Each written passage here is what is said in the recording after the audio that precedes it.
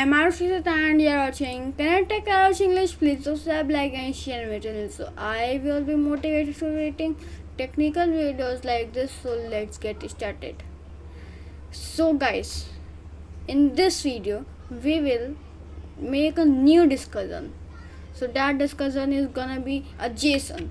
We will not use the speech recognition module. So you can do this. Pip uninstall speech recognition, but I have to take it because I have already used in my some other project.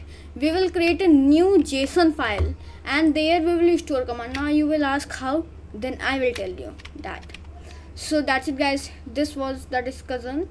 So guys, that's it guys, this is the video. I hope you liked it. Thank you guys, thanks for the video.